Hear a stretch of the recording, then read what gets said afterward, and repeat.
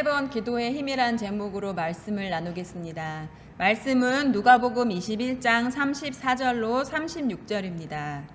너희는 스스로 조심하라. 그렇지 않으면 방탕함과 술취함과 생활의 염려로 마음이 둔하여지고 뜻밖의 그날이 덫과 같이 너희에게 임하리라.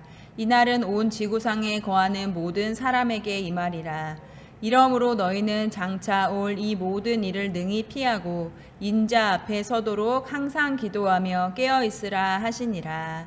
아멘. 안녕하세요. 수요 예배에서 함께 말씀을 나누게 되어서 감사합니다. 그동안 수요 예배에서 기도라는 주제로 말씀을 나누었는데 오늘은 마지막 시간으로 2021년을 마무리하고 2022년을 맞이하는 이때에 한 번 더 기도에 대한 말씀을 나누고자 합니다. 2022년 하나님의 자녀로 살아갈 때 우리의 힘이 무엇일까라고 했을 때 우리의 힘은 기도이구나 라는 것을 말씀을 통해 다시 한번 되새기기를 원합니다. 이제 일주일 후가 되면 2022년이 시작됩니다. 2022년은 어떤 시간일까요? 우리가 2021년에는 성전에서 예배를 드리기도 하고 또 비대면으로 이렇게 온라인 실시간으로 예배를 드리기도 했었는데 내년은 어떻게 될까요? 이런 물음표를 가지고 있는 우리에게 예수님은 뭐라고 말씀을 하실까요? 저는 이렇게 생각합니다. 여러분 두더지 게임 아시죠? 두더지 게임, 두더지가 이렇게 튀어오르면은 팡팡 치는 두더지 게임 있잖아요. 그래서 내년이 상황이 어떻게 되든지 그 상황에 내가 맞게 이렇게 바로바로 선택하면서 예배를 드리는 것입니다. 두더지 게임에서 두더지가 여기저기서 나오는 대로 팡팡 치듯이 이런저런 상황이 계속 변화가 될 건데 불확실한 것 같지만 내가 그 상황에 맞추어서 정말 내가 예배자로서 이 예배를 어떻게 드리고 나의 신앙생활을 할 것인가 라는 중심을 잡으면서 오늘은 이렇게 또 내일은 이렇게 하지만 내 중심은 늘 예배자라는 그 중심을 세워놓고 산다면 어떤 변화에도 적응할 수 있을 것입니다. 예배의 조건이 갖추어져야 예배를 드린다고 마음을 먹는다면은 아무리 시간이 지나도 행동하기가 어렵습니다. 왜냐하면 외부의 조건은 내 뜻대로 맞지가 않기 때문입니다. 우리 코로나 2년 동안 이렇게 지내왔습니다. 코로나로 인해서 비대면으로 예배 드릴 때도 있었고 또 조금 나아지면 모일 때도 있었습니다. 이런 분들이 계세요. 비대면 예배는 예배가 아니다. 그 말 속에 담긴 뜻은 저는 이렇다고 생각합니다. 교회에 나와서 드리면 내가 더 영과 진리로 예배 드리는 것이 더 체감이 됩니다 라는 말씀으로 들립니다. 또 다시 예전처럼 교회에 모이고 싶다, 소그룹으로 모이고 싶다 라는 분들도 계십니다. 그것은 우리가 공동체로서 성도 간의 교제를 나누고 싶다라는 속마음일 것입니다. 그런데 지금은 때를 얻든지 못 얻든지 내가 어떤 자리에 있든지 내가 예배자로 서고자 하는 그 마음으로 어떤 상황에서도 나는 예배자입니다 라는 것이 지금 상황에 맞는 우리의 신앙의 고백일 것입니다. 사마리아 여인이 예수님에게 사마리아입니까? 유대입니까? 이렇게 예수님께 예배의 장소에 대한 물음표를 가지고 나왔을 때 예수님께서 이렇게 말씀하셨습니다. 요한복음 4장 23절과 24절입니다. 아버지께 참되게 예배하는 자들은 영과 진리로 예배할 때가 오나니 곧 이때라. 아버지께서는 자기에게 이렇게 예배하는 자들을 찾으시느니라. 하나님은 영이시니 예배하는 자가 영과 진리로 예배할지니라. 사마리아 여인은 물음표를 가지고 나왔는데 예수님께서는 그 물음표를 느낌표로 바꿔주십니다. 사마리아 여인은 예수님의 말씀 속에서 이곳 저곳이 아니라 영과 진리이구나 라는 정답을 얻은 것입니다. 영과 진리로 예배하는 것이 예배의 중심이구나 하는 것을 예수님의 말씀을 통해 깨달았습니다. 우리 성전에서 예배 드릴 수 있는 주일에는 꼭 나와서 예배 드리시기를 바랍니다. 하지만 자가격리를 해야 한다든지 또 조심해야 하는 상황에 계신 분들은 집에서 시간과 장소를 구별하여서 예배 드리시기를 바랍니다. 그러나 중요한 것은 외부의 조건이 아니라 내가 하나님의 자녀로서 예배한다, 예배자이다 라는 그 목적에 맞게 살아가는 것입니다. 하나님을 예배하는 자로서 나는 어떻게 예배하는 것이 좋을까라는 그 물음표가 영과 진리로 예배 드리는 것이구나 하는 예수님 말씀의 그 정답의 느낌표로 바뀌는 것입니다. 예배에 대해 고민한 것은 우리들만이 아닙니다. 구약에서 대표적인 고난이 있었는데 그것은 이스라엘이 바벨론이란 나라에 침략을 받아서 나라가 멸망하게 되었을 때 백성들이 포로로 끌려가게 되면서 이 성전이 회파됩니다. 성전이 무너집니다. 이스라엘 사람들은 외세의 침략을 받고 다른 나라로 끌려가게 되었어요. 그래서 포로로 살면서 예배 드릴 공간을 잃어버리게 되었습니다. 그때 그들은 물음표를 가졌어요. 하나님께서 우리에게 허락하셨던 성전을 봉헌할 때 솔로몬이 하나님께 정말 간절히 기도하고 하나님이 주신 응답이 있었습니다. 그것은 성전은 어떤 곳인가 라는 것에 대한 말씀이었습니다. 열왕기상 8장입니다.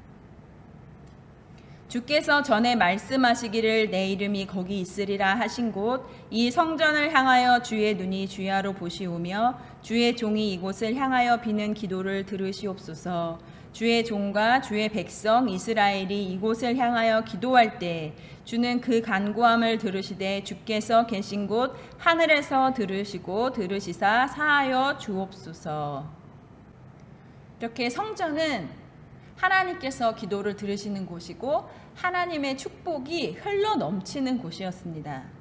그런데 이스라엘 백성들이 바벨론으로 끌려갔을 때 성전이 없는 곳에서 살게 되었을 때 그러면 이스라엘 백성은 더 이상 하나님의 백성이 아닌 것일까요? 하나님은 살아 계실까요? 하나님은 우리의 기도를 들어주실까요? 더 이상 하나님의 백성으로 살아갈 그 중심은 무엇입니까? 이런 물음표를 가지고 있는 이스라엘 백성들에게 70년 동안 이 신앙의 질문을 가지고 씨름한 사람들이 물음표를 가지고 갔을 때 그들은 느낌표를 얻어냈습니다. 정답은 기도였습니다. 이전에 아브라함도 기도했고 야곱도 기도했고 모세도 기도를 했습니다. 그런데 그 기도는 예배를 대신한 기도는 아니었어요. 하나님과 교제하고 하나님께 간구하고 하나님께 탄원하고 또 백성들을 위한 중보의 기도였습니다. 그런데 바벨론에 갔을 때 기도는 예배를 대신한 기도가 된 것입니다.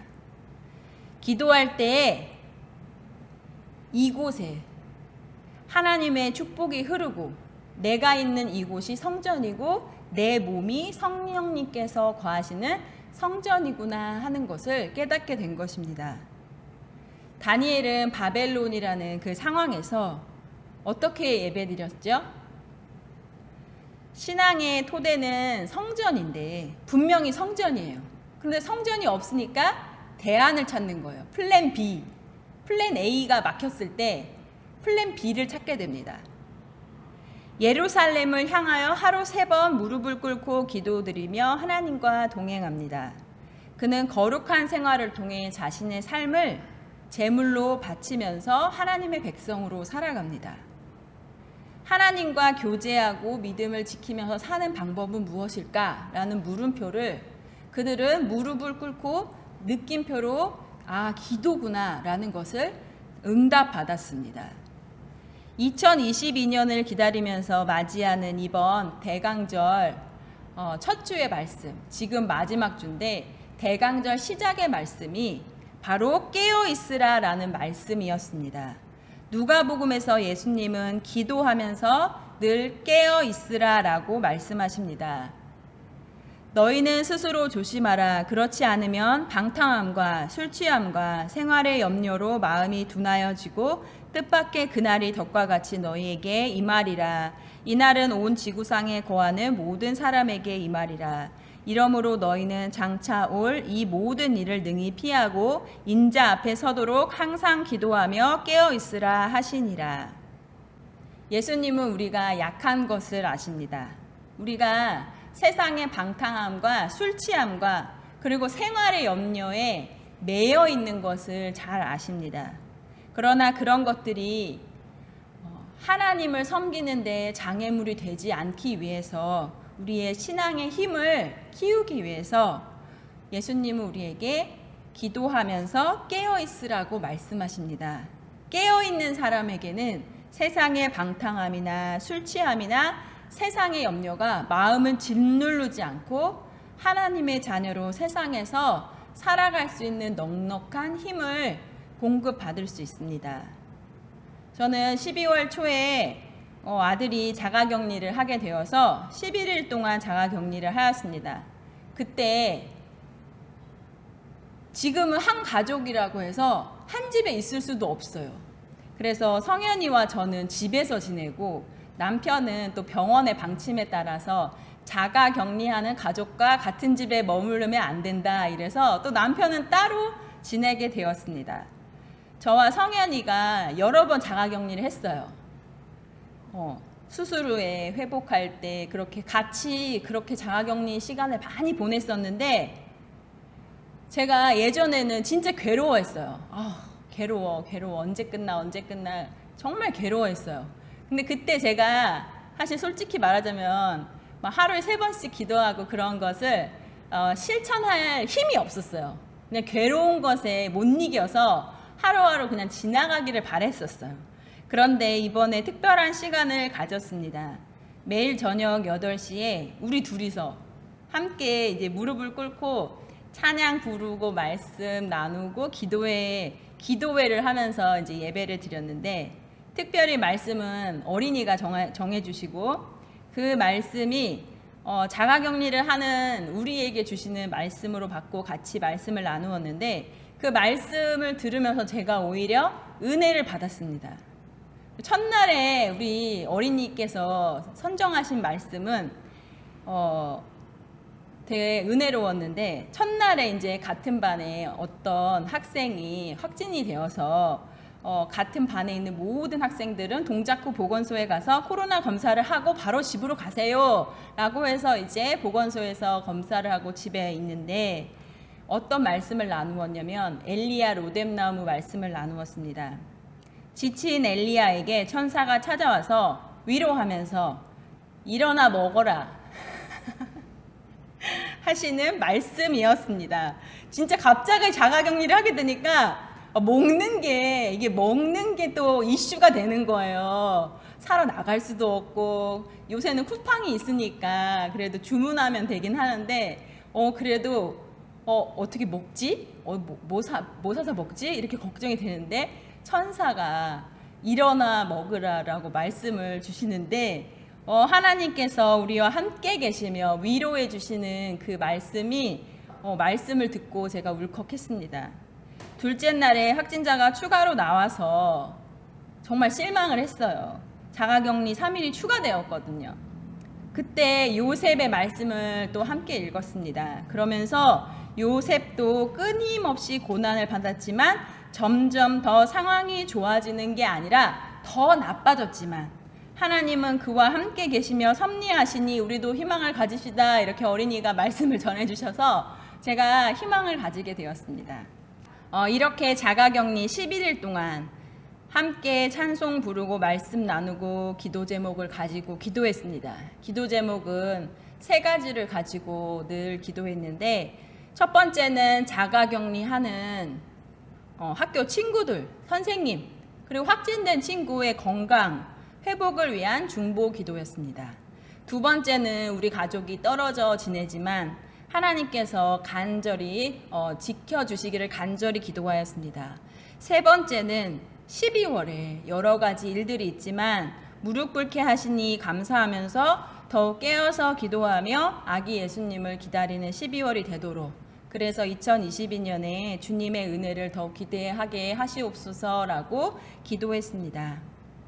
11일의 자가격리 기간이 끝났는데 지금은 그러면 기도를 안 할까요? 아닙니다. 우리가 함께 촛불을 켜고 깨어서 기도하는 그 시간이 좋아서 계속 기도를 하고 있습니다. 우리 집에 자기가 부목사님이래요. 그래서 이 부목사님께서 말씀을 전해주시려고 성경 만화를 열심히 읽으시면서 저에게 적절한 말씀을 전해주시려고 굉장히 노력하고 계십니다. 코로나로 인해서 예배 드리기가 어려운 것이 사실입니다. 코로나 지나가다 보니까 내가 믿음이 좋아서가 아니라 내가 만나는 다른 사람들의 도움으로 내가 믿음을 지켜왔구나, 다른 사람들을 못 만나니 참 내가 믿음이 약해졌구나 하는 것을 느낍니다. 우리의 믿음은 다른 사람의 도움으로 북돋아주는 누군가의 그런 힘과 그런 용기와 사랑 때문에 내가 믿음 생활했구나라는 것을 알게 되었습니다. 그런데 이제 앞으로 내 믿음의 뿌리가 든든해져야 하겠다라는 생각도 듭니다. 하나님과 동행하기 위해서 애쓰고 임마누엘로 동행하시는 하나님을 알기 위해 더욱 묵상하는 시간을 가져야 내가 세상의 염려에 짓눌리지 않겠구나라는 것을 깨닫습니다. 우리에게 주시는 하나님의 말씀은 기도하며 깨어 있어라입니다. 다니엘 같은 사람도 하루에 3번씩 기도했다고 하는 말씀이 저는 참 놀랐습니다. 기도가 무너지면 자기의 신앙이 무너지기 때문이고, 그래서 자기의 삶이 무너지는 것을 기도로 바로 세운 사람이 다니엘이었습니다. 그는 자신의 삶을 걸고 기도의 시간을 지키고 포로 생활 속에서도 하나님의 백성으로 살아갔습니다. 목사님께서 올려주시는 매일 감사 예배 영상으로 아침 예배를 드리시는 분도 있으실 것입니다. 또 집에서 혼자 찬양 유튜브를 들으시면서 찬양을 부르시는 분도 계실 것입니다. 저녁에 찬양을 부르고 말씀을 읽고 기도하면서 하루를 주님께 올려드리는 시간을 가지시는 분도 계실 것입니다. 이것을 매일매일 한다면 우리는 이전보다 더 하나님과 가까워질 것이고, 다시 성전에 모여서 예배드릴 때 이스라엘 백성들이 감격하며 주님께 나왔던 것처럼 더욱 감사하며 예배드릴 수 있을 것입니다. 우리 삶에 물음표가 있을 때 있는 자리에서 그 물음표를 계속 기도의 자리에서 두드려서 느낌표가 될 때까지, 응답 받을 때까지 기도하시며 기도의 힘으로 2022년을 살아가시기를 기도합니다. 아멘.